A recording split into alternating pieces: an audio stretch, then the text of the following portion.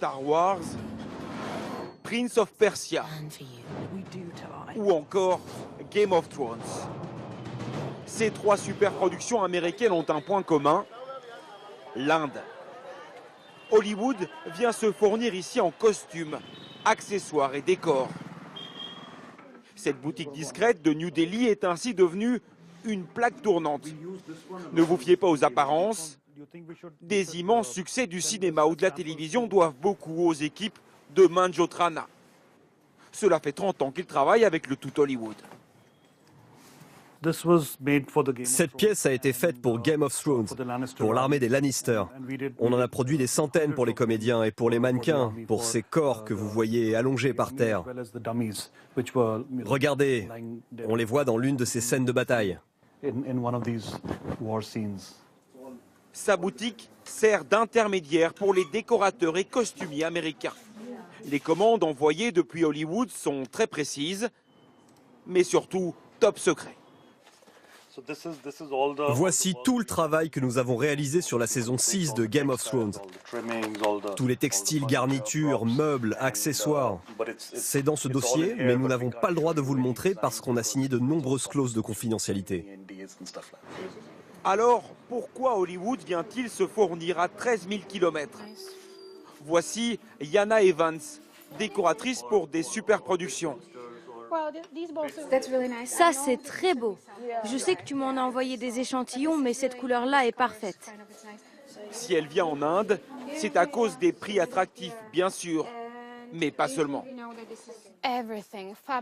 On y trouve de tout, des tissus, des meubles, des petits accessoires. La couture, l'impression et la broderie sont magnifiques. En Europe, on utilise beaucoup de machines aujourd'hui. Et quand tu veux faire un film d'époque, tu as besoin d'un artisanat à taille humaine, de choses faites à la main. L'année dernière, l'entreprise a envoyé plus de 25 containers d'accessoires et décors pour plusieurs tournages.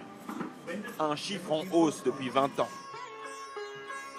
Mais il n'y a pas que les robes, les capes ou les broderies qu'Hollywood vient chercher si loin.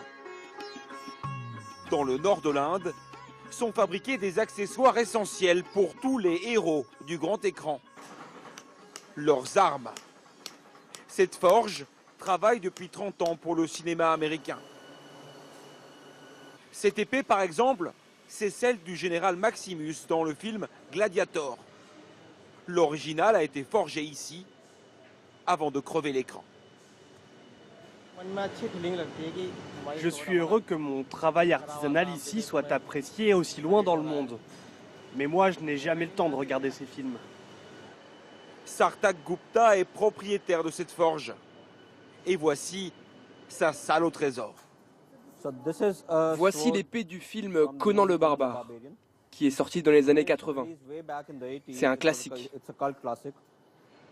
Il y a aussi des casques, des armures et d'autres objets devenus célèbres. Ce qui rapporte le plus d'argent, ce ne sont pas les originaux, mais les produits dérivés, comme ceux-ci. La main de Sauron dans Le Seigneur des Anneaux. Le casque de l'armée de Sparte dans 300, ou encore le marteau de Thor. Hollywood accorde des licences strictes pour la production de ces objets, vendus environ 350 € pièce. Une fois qu'un film est distribué, on obtient la licence pour les produits dérivés et on les envoie à nos partenaires américains, qui eux-mêmes les revendent à des particuliers, des gens qui sont fans de ce genre de produits de collection.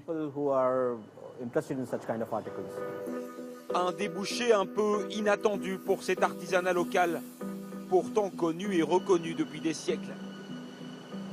Les grands classiques d'Hollywood s'inspirent de cette tradition et deviennent donc un peu plus indiens chaque année.